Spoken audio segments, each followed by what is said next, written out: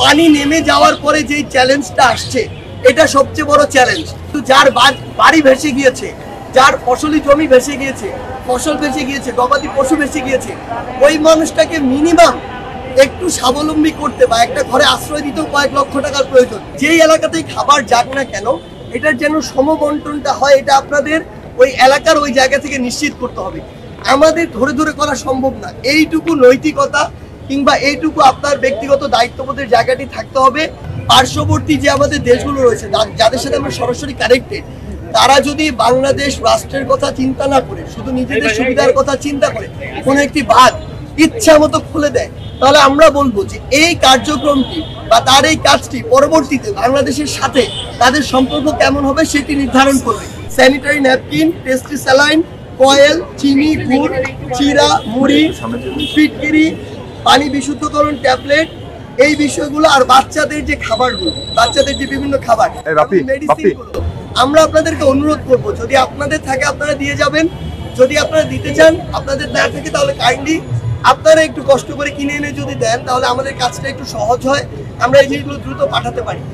আর আরেকটি জিনিস আপনাদের উদ্দেশ্যে বলতে চাই, সেটি হচ্ছে যে এই যে বিভিন্ন জায়গায় উপজেলা প্রশাসন থেকে ইউনিয়নের বিভিন্ন জায়গায় আমরা আমাদের জায়গা থেকে বলি, ওই রুট লেভেলে আমরা যারা যেই টিম 2-3 জন এখান থেকে যায় তাদের কিন্তু প্রত্যেকটা জায়গা চিনে চিনে দেওয়া সম্ভব নয়। প্রত্যেকটা মানুষ আসলে এলাকার প্রতি কিছুটা বায়াস। এই জায়গায় আমাদের অনুরোধ থাকবে আমাদের এই প্ল্যাটফর্মের পক্ষ থেকে, বৈষম্য বিরোধী ছাত্র আন্দোলনের পক্ষ থেকে, যে যেই এলাকাতেই খাবার যাক না কেন এটার যেন সমবন্টনটা হয়, এটা আপনাদের ওই এলাকার ওই জায়গা থেকে নিশ্চিত করতে হবে। আমাদের ধরে ধরে করা সম্ভব না। এইটুকু নৈতিকতা কিংবা এইটুকু আপনার ব্যক্তিগত দায়িত্ববোধের জায়গাটি থাকতে হবে যে এলাকায় যখন যায়, হোক উপজেলা প্রশাসনের মাধ্যমে, হোক ট্রাকের মাধ্যমে, একটি পাড়ায় গিয়েছে মানে ওইখানেই খালি করে দিতে হবে, ব্যাপারটা যেন এমন না হয়। এইটুকু দায়িত্ব নিতে হবে। এবং সবচেয়ে ইম্পর্টেন্ট, একটি বা দুটি প্ল্যাটফর্ম দিয়ে আসলে এখান থেকে ওভারকাম করা খুবই টাফ। আমাদের অনুরোধ থাকবে, এটা যেমন একটা সেক্টর, আমরা দেখেছি আরো বিভিন্ন 2-1টা ফাউন্ডেশন দেখছি যে তারা তাদের জায়গা থেকে খুব ভালো করে কাজ করছে। আমরা চাই বাংলাদেশে অন্তত এরকম 100টা ফাউন্ডেশন এই মুহূর্তে কাজ করুক, বা 100টা ব্যক্তি বা কোম্পানি কাজ করুক, যারা প্রত্যেকদিন এরকম 20টা-25টা করে ত্রাণ ওই এলাকাটিতে পাঠাবে। আরেকটা অনুরোধ করতে চাই, মানসিকভাবে প্রস্তুতি নেওয়ার জন্য বাংলাদেশের সামর্থ্যবান কিংবা অন্তর্বর্তীকালীন সরকার সহ বিদেশি যারা সংগঠন রয়েছেন তাদেরকে এটুকু অনুরোধ করতে চাই, পানি নেমে যাওয়ার পরে যেই চ্যালেঞ্জটা আসছে এটা সবচেয়ে বড় চ্যালেঞ্জ। একটা মানুষের বা একটা পরিবারের 10 দিনের খাবার খেতে হয়তো সব মিলে খরচ 10,000 টাকা হতে পারে, কিন্তু যার বাড়ি ভেসে গিয়েছে, যার ফসলি জমি ভেসে গিয়েছে, ফসল ভেসে গিয়েছে, গবাদি পশু ভেসে গিয়েছে, ওই মানুষটাকে মিনিমাম একটু স্বাবলম্বী করতে বা একটা ঘরে আশ্রয় দিতেও কয়েক লক্ষ টাকার প্রয়োজন। সো ওই খরচটা কিন্তু বিশাল বড় একটা খরচ। আমরা আপনাদেরকে অনুরোধ করব, আপনারা মানসিকভাবে এইটুকু প্রস্তুত হন, কারণ আলটিমেটলি পুরো দেশের এই সিস্টেমটা একটা চেইন সিস্টেম। দেশের একটা পার্ট বা দেশের অসংখ্য এরকম লক্ষ লক্ষ মানুষ যদি অর্থনৈতিকভাবে বা সামাজিকভাবে এরকম একটা দুর্দশাগ্রস্ত অবস্থা দিয়ে যায়, তাহলে আগামীতে এটার সাফারার কিন্তু আমরা সবাই হব। তাই আমাদের জায়গা থেকে ওই সামর্থ্যবান ব্যক্তিদের প্রতি এই অনুরোধটা থাকবে, আমরা যেন মানসিকভাবে ওই পরবর্তী ধাপে সকলকে সহযোগিতা করার, 1টি হোক, 2টি হোক, 10টি হোক, এরকম ফ্যামিলির দায়িত্ব নেওয়ার বা একটি আবাসস্থল করে দেওয়ার এই চিন্তাটা এখন থেকে মাথায় রাখি।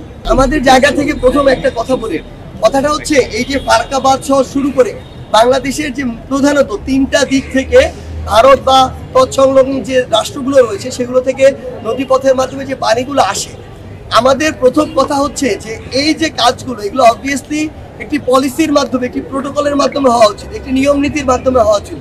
এখন পার্শ্ববর্তী যে আমাদের দেশগুলো রয়েছে যাদের সাথে আমরা সরাসরি কানেক্টেড, তারা যদি বাংলাদেশ রাষ্ট্রের কথা চিন্তা না করে শুধু নিজেদের সুবিধার কথা চিন্তা করে কোনো একটি বাঁধ ইচ্ছা মতো খুলে দেয়, তাহলে আমরা বলবো যে এই কার্যক্রমটি বা তার এই কাজটি পরবর্তীতে বাংলাদেশের সাথে তাদের সম্পর্ক কেমন হবে সেটি নির্ধারণ করবে।